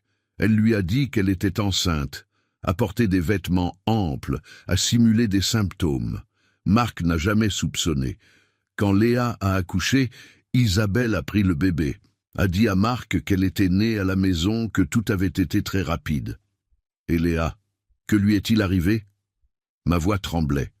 Le commissaire a pris une profonde inspiration. Hubert dit qu'Isabelle lui a donné quelque chose, une drogue, pour que Léa ne puisse pas résister. Elle l'a emmenée au terrain où on a retrouvé son corps plus tard et l'a tué. Même méthode que Marc. Traumatisme crânien. Les larmes ont coulé sur mon visage. Isabelle n'était pas seulement une meurtrière, c'était un monstre. Elle avait tué une jeune fille sans défense, volé son bébé, puis tué mon fils pour avoir son argent. Et le père de Charlotte, le vrai père? Selon les dossiers que nous avons trouvés, Léa n'a jamais enregistré le père, ou ne le connaissait pas, ou ne voulait pas l'impliquer. Nous enquêtons, mais pour l'instant, nous n'avons pas retrouvé sa trace. J'ai essuyé mes larmes. Je veux voir Charlotte, s'il vous plaît. Le commissaire m'a conduit dans une autre aile du bâtiment. Il y avait une salle d'attente avec des jouets. Une assistante sociale était là, et dans un coin, jouant avec des blocs colorés, se trouvait ma petite fille. « Charlotte », ai-je murmuré. Elle a levé les yeux, m'a vu, et a couru dans ma direction. « Papy !» Je l'ai prise dans mes bras, je l'ai serrée contre ma poitrine. Elle avait peur, était confuse, mais elle était en sécurité. « Je suis là, mon amour, tout ira bien. » L'assistante sociale s'est approchée. « Monsieur Dubois, je suis Sophie. Je travaille avec l'aide sociale à l'enfance. » Le commissaire Vincent m'a expliqué la situation. Nous devrons faire une évaluation avant de laisser Charlotte partir avec vous, mais tout indique que c'est le mieux pour la petite. Je ferai tout ce qui est nécessaire, ai-je dit. Je veux juste prendre soin d'elle, la protéger. Sophie a souri avec gentillesse. Je sais, et je vois qu'elle vous aime. C'est important. J'ai passé les heures suivantes avec Charlotte. Nous avons parlé. Je lui ai dit qu'elle resterait avec moi pendant un moment. Je ne lui ai pas parlé d'Isabelle, pas encore. Elle était trop jeune pour comprendre. Je lui expliquerai tout quand elle serait plus grande, quand elle pourrait comprendre la vérité.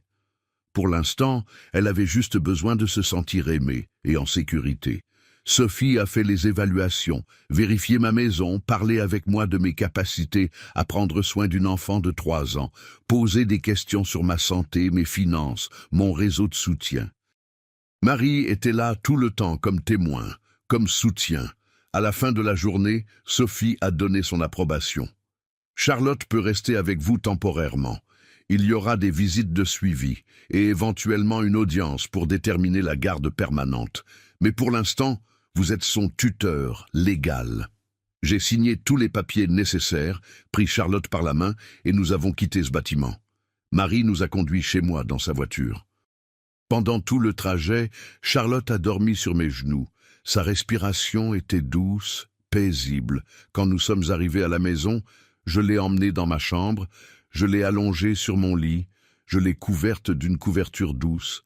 Je me suis assis à côté d'elle, je l'ai regardée dormir. Elle ressemblait tellement à Marc, ses mêmes yeux, ce même nez. Bien qu'elle ne partage pas son sang, elle était sa fille dans tout ce qui comptait. « Je te promets que je te protégerai », ai-je murmuré. « Personne ne te fera plus jamais de mal. Ton père aurait voulu que tu sois en sécurité, et je veillerai à ce que ce soit ainsi. » Marie est entrée dans la chambre, a posé sa main sur mon épaule. « Tu as réussi, Robert. Tu as sauvé cet enfant. » J'ai secoué la tête. Non, j'ai juste fait ce que n'importe quel grand-père aurait fait, ce que j'aurais dû faire depuis le début. Marie s'est assise à côté de moi. Ne te blâme pas. Tu ne pouvais pas savoir de quoi Isabelle était capable. Peut-être avait-elle raison, mais la culpabilité me rongeait toujours. Si j'avais été plus attentif, si j'avais remis plus en question les choses, si je n'avais pas fait autant confiance, peut-être que Marc serait encore en vie, peut-être que Léa aussi. « Que va-t-il se passer maintenant ?» a demandé Marie. « Le commissaire Vincent va continuer à construire l'affaire. Il y aura des procès, des témoignages, ce sera un long processus. Mais Isabelle paiera pour ce qu'elle a fait, et Hubert aussi. » Et la Marie a acquiescé. « Bien, il le mérite. » Les mois suivants ont été un tourbillon. L'affaire d'Isabelle et Hubert est devenue une sensation médiatique. Les journaux parlaient de l'infirmière tueuse, la femme qui avait assassiné son mari et la mère biologique du bébé pour de l'argent. Les caméras campaient devant le commissariat chaque fois qu'il y avait une audience. J'ai essayé de tenir Charlotte à l'écart de tout cela. Je l'ai inscrite à l'école maternelle. J'ai acheté de nouveaux vêtements, des jouets, préparé une chambre pour elle dans ma maison, peint les murs en jaune clair, rempli la chambre de peluches et de livres. Je voulais qu'elle se sente chez elle, qu'elle oublie l'horreur qu'elle avait vécue. Mais les nuits étaient difficiles. Charlotte faisait des cauchemars. Elle se réveillait en pleurant, appelant sa mère, et je ne savais pas quoi dire. Je ne pouvais pas lui dire que sa mère était en prison, que sa mère avait tué son père, que sa mère n'était pas vraiment sa mère. Je la serrais simplement dans mes bras. Je chantais des chansons. Je lui disais qu'elle était en sécurité, que je prendrais soin d'elle pour toujours. Peu à peu, les cauchemars sont devenus moins fréquents. Charlotte a commencé à sourire davantage, à jouer, à être une enfant normale. Cela me donnait de l'espoir. Le commissaire Vincent me tenait informé de l'affaire. Hubert avait accepté un accord avec le procureur. Il témoignerait contre Isabelle en échange d'une peine réduite, 25 ans au lieu de la prison à perpétuité. J'étais furieux de cette clémence, mais je comprenais que son témoignage était crucial. Isabelle, quant à elle, refusait de plaider coupable. Son avocat soutenait que toutes les preuves étaient circonstancielles, qu'il n'y avait pas de preuve directe qu'elle avait commis les meurtres, qu'Hubert mentait pour se sauver. Mais l'accusation avait un dossier solide. Le téléphone avec les messages, les photos, les vidéos, les transferts bancaires, le témoignage d'Hubert, les preuves médico-légales de la seconde autopsie de Marc, tout pointait vers Isabelle. Le procès était prévu pour 3 mois plus tard. Un après-midi, alors que Charlotte faisait la sieste, j'ai reçu un appel inattendu. C'était le commissaire Vincent. « Monsieur Dubois, j'ai besoin que vous veniez au commissariat. Il y a quelque chose que vous devez voir. » Sa voix semblait sérieuse, plus sérieuse que d'habitude. « Qu'est-il arrivé ?» ai-je demandé le cœur battant. « Je préfère vous expliquer en personne. Pouvez-vous venir cet après-midi ?» J'ai accepté. J'ai demandé à Marie de surveiller Charlotte et je suis allé au commissariat. Le commissaire m'attendait dans son bureau. Il avait un dossier sur son bureau. « Asseyez-vous, s'il vous plaît. » Je me suis assis. Il a ouvert le dossier, sorti quelques photos. C'étaient des images de scènes de crime. L'une était du terrain où ils avaient trouvé Léa. Une autre était des escaliers où Marc était mort. Vous vous souvenez que je vous ai dit que nous enquêtions sur le père biologique de Charlotte? J'ai acquiescé. Oui, vous avez dit qu'il n'y avait pas de traces. Le commissaire a acquiescé. Correct. Léa n'a jamais mis le nom du père sur l'acte de naissance, mais nous avons continué à enquêter. Nous avons parlé avec d'anciens collègues de Léa, des amis, des voisins, et nous avons trouvé quelque chose d'intéressant. Plusieurs témoins ont mentionné que Léa sortait avec quelqu'un. Un homme qui travaillait à l'hôpital, le même hôpital où Marc et Isabelle travaillaient. Mon estomac s'est contracté. Qui était-ce? Le commissaire a sorti une autre photo. C'était une photo d'identité de l'hôpital. Un homme d'environ 30 ans, cheveux foncés, yeux clairs. Et puis, je l'ai vu. La ressemblance était troublante. Cet homme, a dit le commissaire, s'appelait André Moreau. Il était technicien de laboratoire et, selon plusieurs témoignages, lui et Léa avaient une relation. « Où est-il maintenant ?» ai-je demandé. Le commissaire a baissé les yeux. « Il est mort il y a 3 ans et demi, 6 mois après la disparition de Léa. » J'ai senti un frisson. « Comment est-il mort ?» Le commissaire m'a regardé directement. « Accident de voiture. Il a perdu le contrôle de la voiture sur une route et tombé dans un ravin. Mort sur le coup. »« Un autre accident, ai-je murmuré. Le commissaire a acquiescé. « Exactement. Et devinez qui a signalé l'accident? Qui est arrivé la première sur les lieux ?» Je n'avais pas besoin qu'il me le dise, je le savais déjà. « Isabelle. » Le commissaire a placé une autre photo sur la table. Isabelle était de service cette nuit-là. Elle a dit qu'elle rentrait chez elle quand elle a vu la voiture d'André sortir de la route. Elle a appelé les secours, mais quand ils sont arrivés, André était déjà mort. Vous pensez qu'elle l'a tué aussi? Le commissaire a pris une profonde inspiration. Nous n'avons pas de preuves. L'affaire a été classée comme un accident, mais maintenant, avec tout ce que nous savons, nous rouvrons l'enquête. Il y a trop de coïncidences. D'abord Léa disparaît, puis André meurt, puis Marc meurt. Tous connectés d'une manière ou d'une autre, tous morts dans des circonstances qu'Isabelle aurait pu manipuler. Mes mains tremblaient. Combien de personnes a-t-elle tué? Combien de vies a-t-elle détruites? Le commissaire a fermé le dossier.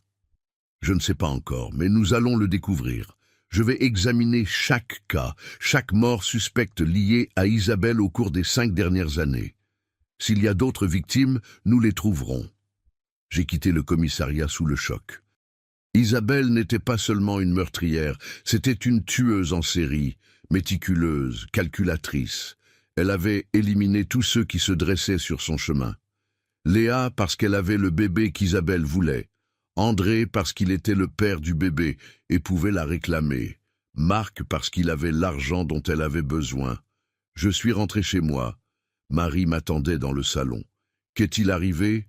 Tu es pâle. » Je lui ai tout raconté sur André, sur la possibilité d'autres victimes. Marie a porté les mains à sa bouche. « Mon Dieu, c'est pire que ce que nous pensions. Cette nuit-là, je n'ai pas pu dormir. Je suis resté éveillé à penser à toutes les victimes d'Isabelle, à Léa, à André, à Marc. À combien d'autres personnes avaient pu être ses victimes? À combien de douleurs elle avait causé? Et à combien j'avais été aveugle, si proche d'elle pendant des années, sans voir qui elle était vraiment? Le lendemain matin, le commissaire Vincent est apparu chez moi sans prévenir. Il apportait d'autres nouvelles. Nous avons trouvé autre chose. Nous avons examiné les dossiers médicaux de l'hôpital où Isabelle travaillait. Il y a eu 3 décès suspects de patients sous ses soins au cours des 4 dernières années. C'étaient tous des personnes âgées. Tous sont morts d'un arrêt cardiaque. À l'époque, rien n'a été soupçonné. C'était attribué à des complications liées à l'âge, mais maintenant nous exhumons les corps, cherchant des traces de médicaments qui auraient pu provoquer les arrêts. Je me sentais malade. Vous dites qu'Isabelle a tué ses propres patients? Le commissaire a acquiescé. C'est une possibilité. Si les tests confirment qu'ils ont été empoisonnés, alors nous parlerions d'au moins 6 victimes, peut-être plus. Pourquoi aurait-elle fait cela? Qu'aurait-elle gagné en tuant ces personnes âgées? Le commissaire a sorti un autre dossier. De l'argent. C'était toujours pour l'argent. 2 de ses patients ont modifié leur testament peu avant de mourir. Ils ont laissé des dons importants à l'hôpital. Isabelle avait été très gentille avec eux, très attentive. Elle a gagné leur confiance. Puis, mystérieusement, l'argent de ces dons a disparu. Il n'est jamais arrivé à l'hôpital. Il a été détourné vers des comptes bancaires fantômes. Nous traçons ces comptes, et ils ont tous des liens avec Isabelle ou Hubert. Je n'arrivais pas à croire ce que j'entendais. Isabelle avait construit un empire criminel. Elle avait tué, volé, menti, et tout cela avec un sourire parfait et des robes élégantes. Personne n'avait soupçonné. Personne. Jusqu'à ce que je trouve ce téléphone. Y a-t-il autre chose? Ai-je dit. Hubert coopère plus que prévu. Il dit qu'Isabelle a des documents cachés, des preuves qu'elle gardait comme une assurance. Au cas où Hubert la trahirait un jour, elle voulait avoir quelque chose pour le menacer. Quel genre de documents? Le commissaire s'est penché en avant. Des relevés bancaires, des contrats, même des vidéos. Hubert dit qu'Isabelle l'a enregistré en train de l'aider dans l'assassinat de Marc, qu'elle a ses enregistrements cachés quelque part. Où? Le commissaire a secoué la tête.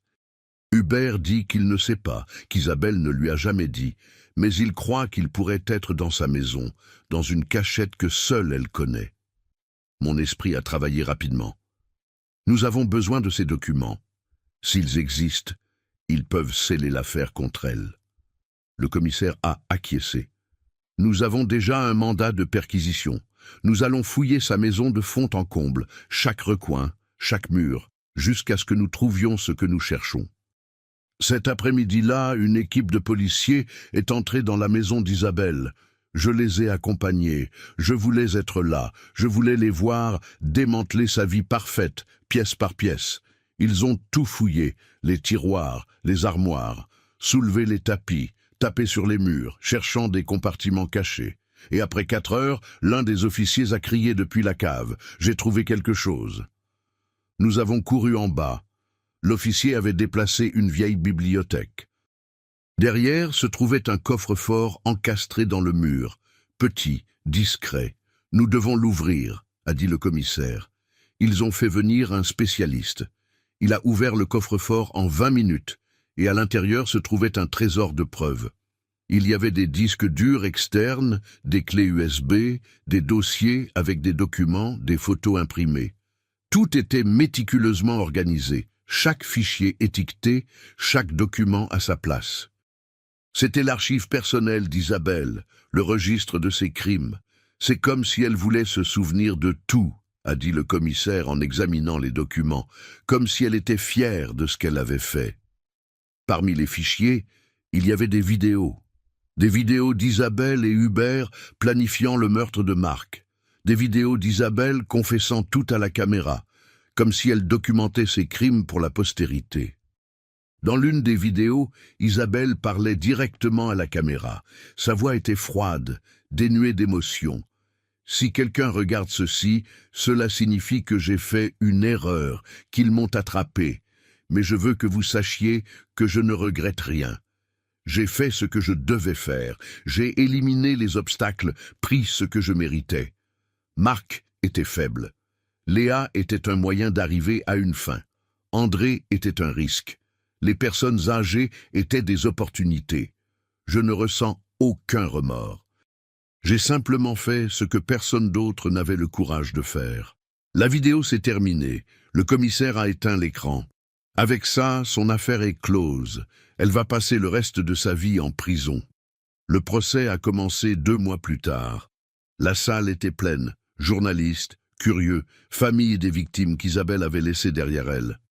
J'étais au premier rang. Je voulais la regarder dans les yeux. Je voulais qu'elle sache qu'elle n'avait pas gagné, que la vérité avait été révélée. Isabelle est entrée menottée. Elle portait un tailleur gris foncé, les cheveux attachés, sans maquillage. Elle semblait différente, plus petite, plus réelle. Elle n'était plus la femme parfaite que tout le monde connaissait. Elle n'était qu'une criminelle faisant face aux conséquences de ses actes. Nos regards se sont croisés. Pendant une seconde, j'ai vu quelque chose dans ses yeux. Ce n'était pas du remords, c'était de la colère d'avoir été prise parce que son plan parfait s'était effondré. Elle a détourné le regard, s'est assise à côté de son avocat et le procès a commencé. La procureure était une femme de 40 ans, ferme, directe. Elle a présenté l'affaire avec précision.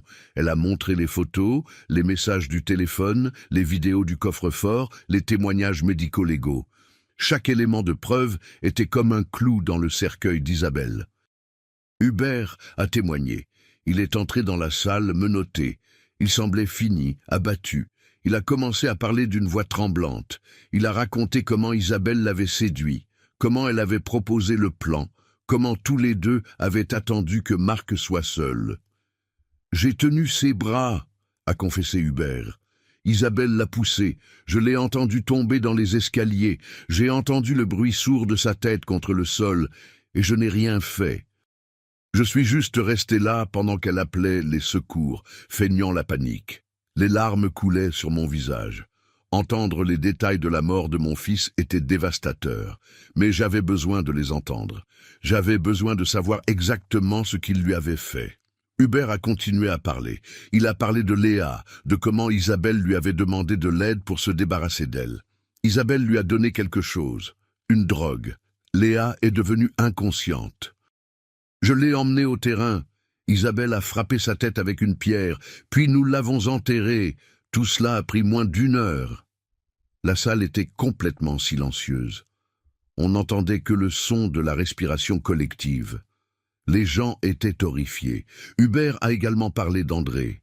Isabelle l'a suivi cette nuit-là. Elle a attendu qu'il atteigne la route solitaire, a heurté sa voiture avec la sienne, l'a poussé hors de la piste. Ensuite, elle a signalé l'accident comme s'il venait de se produire. Personne n'a soupçonné. L'avocat d'Isabelle a tenté de discréditer Hubert. « Monsieur, vous mentez pour réduire votre peine. Vous blâmez ma cliente pour tout afin de vous sauver. » Mais Hubert ne s'est pas rétracté. « Je ne mens pas. Je dois vivre avec cela pour le reste de ma vie. Le moins que je puisse faire est de dire la vérité. » Puis sont venus les experts médico-légaux. Ils ont expliqué les résultats des autopsies, les marques sur les poignets de Marc, le type de traumatisme que Léa a subi, les médicaments trouvés dans les corps des personnes âgées de l'hôpital. Tout confirmait la version d'Hubert. Ont ensuite témoigné d'anciens collègues, des patients survivants, des voisins qui avaient vu des choses étranges. Chaque témoignage ajoutait une autre couche à l'histoire, une autre preuve de la méchanceté d'Isabelle. Le procès a duré 3 semaines. Finalement, le moment des plaidoiries finales est venu. La procureure s'est tenue devant le jury. Isabelle n'est pas une personne qui a commis une erreur. Ce n'est pas quelqu'un qui a agi sous impulsion. C'est une prédatrice, calculatrice, froide. Elle a tué au moins 6 personnes, peut-être plus, et elle l'a fait sans remords. Elle a détruit des familles, ruiné des vies, volé un bébé à sa vraie mère, assassiné son propre mari, et tout cela pour de l'argent, pour l'ambition, parce qu'elle croyait qu'elle méritait plus que ce qu'elle avait. Elle ne mérite pas de compassion. Elle mérite la justice, mérite de passer le reste de sa vie à payer pour ce qu'elle a fait. L'avocat d'Isabelle a essayé de créer un doute. Les preuves sont circonstancielles. Ma cliente a été victime d'une campagne contre elle. Hubert Ferrand est le véritable coupable. Il utilise Isabelle comme bouc émissaire. Vous ne pouvez pas condamner quelqu'un sur la base des paroles d'un criminel confessé. Mais cela n'a pas fonctionné. Le jury a délibéré pendant 6 heures. Quand ils sont revenus, la tension dans la salle était palpable. Le juge a demandé le verdict. Le porte-parole du jury s'est levé. Dans l'affaire du meurtre de Marc Dubois, nous déclarons l'accusé coupable. Dans l'affaire du meurtre de Léa Rousseau, nous déclarons l'accusé coupable. Dans l'affaire du meurtre d'André Moreau, nous déclarons l'accusé coupable. Dans les affaires des 3 personnes âgées de l'hôpital, nous déclarons l'accusé coupable. Coupable de toutes les charges. J'ai regardé Isabelle. Son visage ne montrait aucune émotion. Elle n'a pas pleuré, n'a pas crié, est juste restée assise comme si rien de tout cela n'avait d'importance, comme si elle avait accepté son destin depuis longtemps. Le juge a parlé. Isabelle a été reconnue coupable de 6 chefs d'accusation de meurtre au 1er degré. Je la condamne à 6 peines de réclusion à perpétuité consécutive, sans possibilité de libération conditionnelle. La salle a éclaté en murmures. Je n'ai pu que fermer les yeux. C'était la fin. Isabelle ne sortirait jamais de prison, ne ferait plus jamais de mal à personne. La justice avait été rendue, mais je ne ressentais aucune joie, seulement un vide profond, car rien de tout cela ne ramènerait Marc. Après le procès, le commissaire Vincent s'est approché. « Justice, a-t-il dit, je sais que vous la sentez. »« Oui, mais à quel prix ?» Il a posé une main sur mon épaule. « Vous avez sauvé Charlotte, c'est ce qui est important. Vous lui avez donné la chance d'avoir une vie normale, une vie sans mensonge. » Il avait raison. Charlotte était ce qui comptait. Elle était maintenant ma raison d'avancer. Je suis rentré chez moi. Marie m'attendait avec Charlotte. Ma petite fille jouait avec ses poupées. Quand elle m'a vu, elle a couru vers moi. « Papy, où étais-tu ? J'avais quelque chose d'important à faire, mon amour. Mais j'ai terminé. Maintenant, je suis ici avec toi. » Je l'ai serré fort. Elle sentait les biscuits et le bonheur. C'était tout ce dont j'avais besoin. Les jours suivants ont été plus calmes. Le cirque médiatique a commencé à se dissiper. Les gens ont trouvé d'autres histoires à raconter.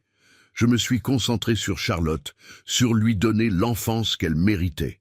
Je l'emmenais au parc. Nous lisions des histoires avant de dormir. Nous faisions des biscuits ensemble. Peu à peu, elle a commencé à m'appeler « Papa Papy ». Au début, j'ai été surpris.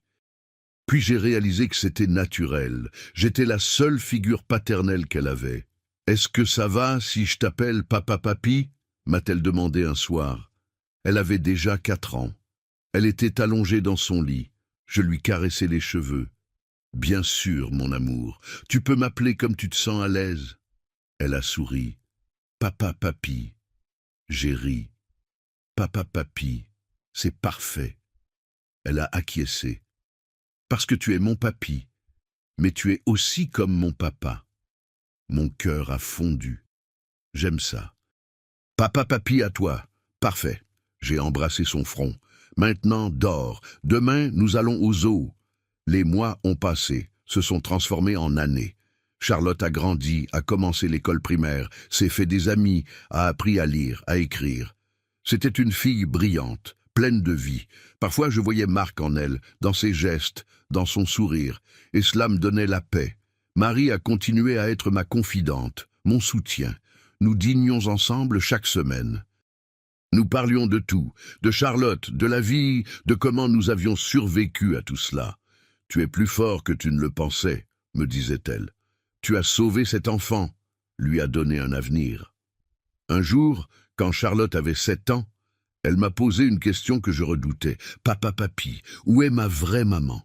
Celle qui m'a porté dans son ventre ?» J'ai pris une profonde inspiration. Je savais que ce moment viendrait. J'avais préparé ce que je dirais. Ta mère s'appelait Léa. C'était une femme très courageuse. Elle t'aimait beaucoup. Pourquoi n'est-elle pas ici? Charlotte me regardait avec ses yeux innocents. Parce qu'elle a dû aller au ciel, mais avant de partir, elle m'a demandé de prendre soin de toi, de te donner tout l'amour qu'elle ne pourrait pas te donner. Ce n'était pas un mensonge complet. Dans mon cœur, je croyais que Léa aurait voulu que je prenne soin de sa fille. Et mon papa? Une autre question difficile. Ton papa est aussi au ciel. Il s'appelait Marc. C'était mon fils et il t'aurait aimé de tout son cœur. Charlotte a réfléchi un moment. Alors tu es vraiment mon grand-père, du côté de mon papa? J'ai acquiescé. Oui, mon amour. Je suis ton vrai grand-père. Elle a souri. J'aime ça parce qu'alors nous sommes connectés par nos cœurs. Je l'ai serré dans mes bras. Exactement. Par nos cœurs. J'ai décidé de ne pas lui parler d'Isabelle. Pas encore. Peut-être quand elle serait plus grande, quand elle pourrait comprendre. Des années plus tard, quand Charlotte a eu 16 ans, je lui ai dit toute la vérité. Elle le méritait. Nous avons pleuré ensemble. Elle a posé des questions, a traité l'information. C'était difficile, mais à la fin, elle m'a dit quelque chose que je n'oublierai jamais. Merci de m'avoir sauvé, de m'avoir donné une vie. Tu m'as sauvé aussi, ai-je répondu.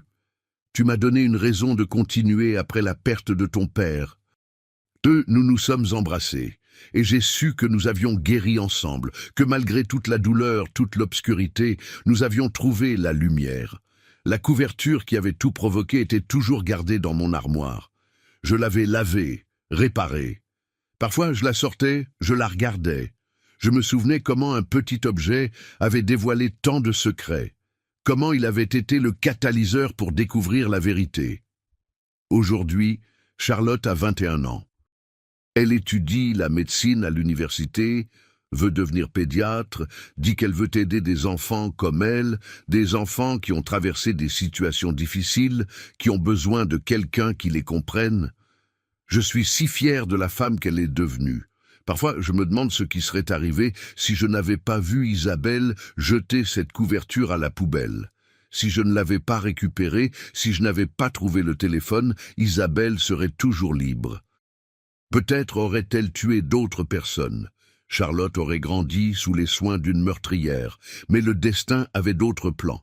Cet après-midi d'octobre, il y a 18 ans, quelque chose m'a poussé à agir, quelque chose de plus grand que moi. Peut-être était-ce Marc, peut-être était-ce Léa, me guidant de là où ils se trouvaient, s'assurant que leur fille soit en sécurité. Marie est toujours ma meilleure amie. Maintenant, elle a 83 ans, et j'en ai 87. Nous nous retrouvons tous les après-midi pour le thé. Nous parlons du bon vieux temps, de comment nous avons survécu à ce cauchemar, de comment nous avons construit une nouvelle vie après l'horreur. Penses-tu encore à elle ? M'a demandé Marie un après-midi. Elle savait à qui elle faisait référence, Isabelle. Parfois, ai-je admis, je me demande si elle a jamais ressenti quelque chose, un remords, une culpabilité. Marie a secoué la tête. Les gens comme elle ne ressentent pas. Ils calculent seulement, ils prennent seulement. Elle avait raison. Isabelle n'avait jamais montré de remords, même pas en prison. Selon ce que le commissaire Vincent m'a dit il y a des années, elle continuait à insister qu'elle n'avait rien fait de mal, qu'elle avait simplement pris ce qui lui était dû, que le monde lui devait plus que ce qu'il lui avait donné.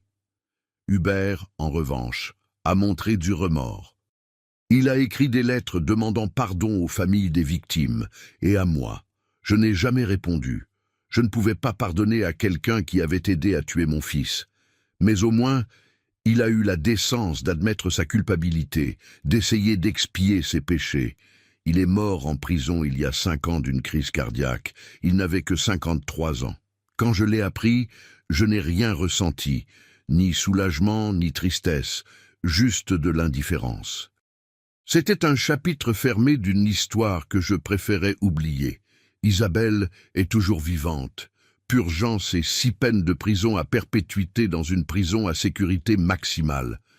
Charlotte m'a demandé une fois si je voulais lui rendre visite, voir la femme qui avait tué son père, qui avait volé et ruiné son enfance. J'ai catégoriquement refusé. Je n'ai pas besoin de la voir, je n'ai pas besoin de son explication.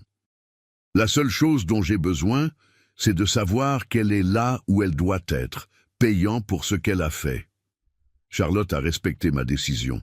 Elle n'avait pas non plus d'intérêt à rencontrer Isabelle.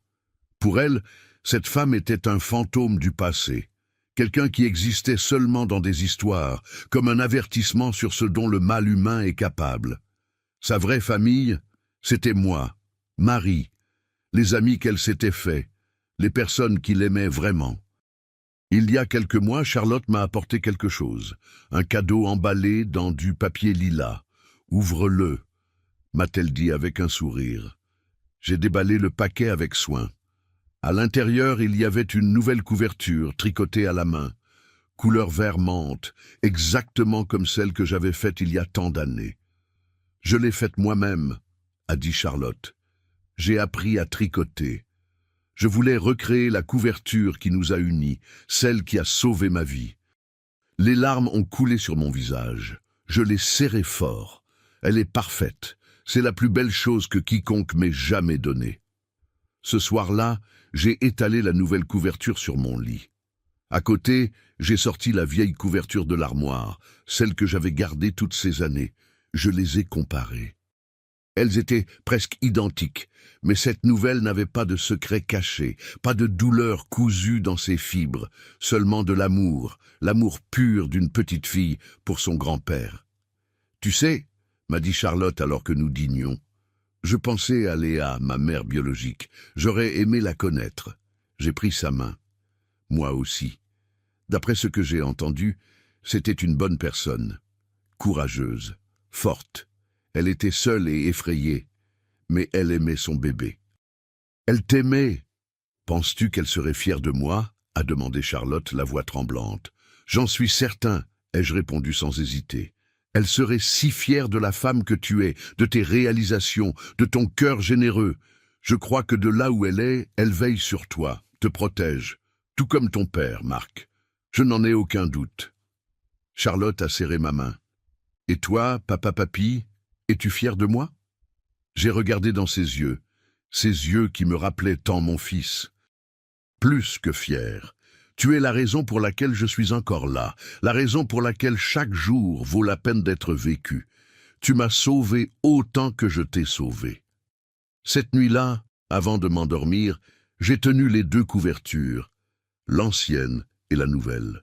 J'ai pensé au chemin parcouru, à la douleur, aux pertes, aux secrets que j'avais découverts, à la justice que j'avais obtenue et à l'amour que j'avais trouvé au milieu des ténèbres. La vieille couverture avait été mon guide, ma carte vers la vérité. Elle contenait le secret qui avait démasqué un monstre, qui avait sauvé une enfant innocente, qui avait apporté la justice aux morts. C'était plus qu'une simple couverture. C'était un symbole de vérité, de résistance, d'amour paternel. Et maintenant, la nouvelle couverture représentait l'avenir. Un avenir sans mensonge, sans douleur, sans sombre secret. C'était la promesse que Charlotte aurait la vie qu'elle méritait, pleine d'amour, d'opportunités, d'espoir. Deux couvertures, deux histoires, une seule famille. Je me suis levé du lit, je suis allé dans la chambre de Charlotte. Elle dormait, respirait doucement. Je me suis approché, j'ai ajusté ses cheveux, j'ai embrassé son front. « Je t'aime, ma fille, ma raison de vivre. » Elle a murmuré quelque chose dans ses rêves. Je n'ai pas compris quoi, mais elle souriait. C'était suffisant. Je suis retourné dans ma chambre, je me suis allongé, j'ai fermé les yeux, et pour la première fois depuis des années, je n'ai pas fait de cauchemar. Je n'ai pas rêvé d'Isabelle, ni de Marc tombant dans les escaliers, ni de Léa criant. J'ai rêvé de paix, d'un jardin plein de fleurs, de Charlotte riant avec l'avenir. Quand je me suis réveillé le lendemain matin, le soleil entrait par ma fenêtre. Charlotte était déjà réveillée, préparant le petit déjeuner. Ça sentait le café et les toasts. « Bonjour, papa papy », m'a-t-elle salué. « Bonjour, mon amour. » Je me suis assis à table. J'ai observé comment elle se déplaçait dans la cuisine, si pleine de vie, si forte, si différente de la petite fille effrayée que j'avais sauvée des années auparavant. Elle avait grandi, était devenue quelqu'un d'incroyable, et j'avais eu le privilège de voir cela, de faire partie de son histoire, de l'aider à écrire une fin différente de celle qu'Isabelle avait planifiée. « À quoi penses-tu » m'a demandé Charlotte en me servant du café. J'ai souri. « À combien j'ai de la chance de t'avoir trouvé, d'avoir trouvé cette couverture ce jour-là. » Charlotte s'est assise en face de moi. J'y pense aussi. À comment un objet si simple a tout changé, a sauvé ma vie. Ce n'était pas la couverture, ai-je dit, c'était toi, ton existence, l'amour que ton père ressentait pour toi. C'est ce qui m'a donné la force de chercher la vérité, de ne pas abandonner. Nous avons pris le petit déjeuner ensemble, parlé de ses projets, de l'université, des rêves, et j'ai senti que Marc était là avec nous, fier, heureux. Cet après-midi-là, j'ai décidé de faire quelque chose que j'avais reporté pendant des années. Je suis allé au cimetière, aux tombes de Marc et de Léa. Elles étaient dans des sections différentes, mais j'ai visité les deux. J'ai apporté des fleurs, des lys pour Marc, des roses blanches pour Léa.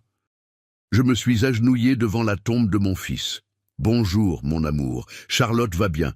Elle grandit belle, forte, intelligente. Je sais que tu serais fier d'elle. Je fais de mon mieux. J'essaie d'être pour elle ce que tu aurais été. Tu me manques tous les jours, mais je continue pour elle. Pour toi. » Puis je suis allé à la tombe de Léa. Elle était plus simple, moins de fleurs, moins de visiteurs. « Bonjour, Léa. Nous ne nous sommes pas connus, mais je prends soin de ta fille. Je l'aime comme si elle était la mienne. Elle est merveilleuse. Elle a hérité de ta force, de ton courage.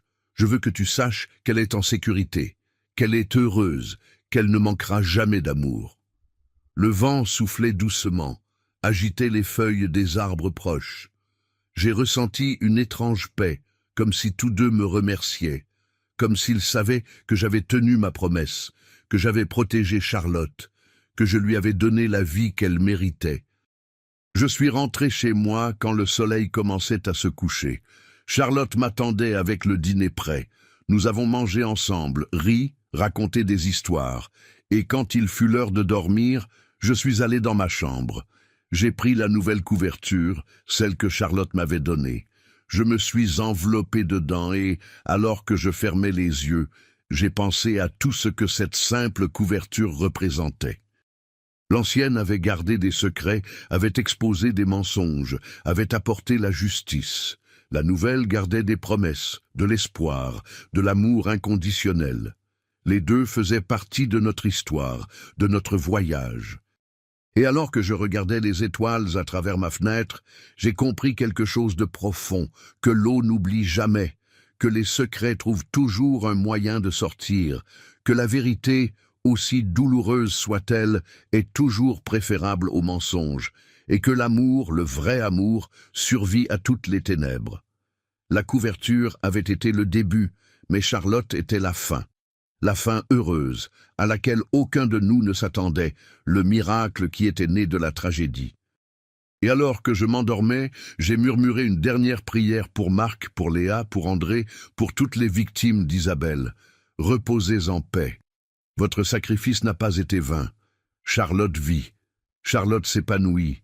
Et c'est tout ce qui compte. Avez-vous aimé mon histoire? J'aimerais savoir de quelle ville vous regardez. Retrouvons-nous dans les commentaires. Si vous avez aimé l'histoire, vous pouvez me soutenir en envoyant un super merci pour que je puisse continuer à apporter plus d'histoires comme celle-ci. Je vous remercie infiniment pour votre soutien. J'attends avec impatience vos commentaires sur l'histoire. Dans la vidéo, vous pouvez voir 2 nouvelles histoires de vie que je recommande de tout cœur. Il y a beaucoup plus sur ma chaîne. N'oubliez pas de vous abonner. Jusqu'à la prochaine histoire de vie, avec amour et respect. C'est les conseils de Papy, et j'apprécie votre temps.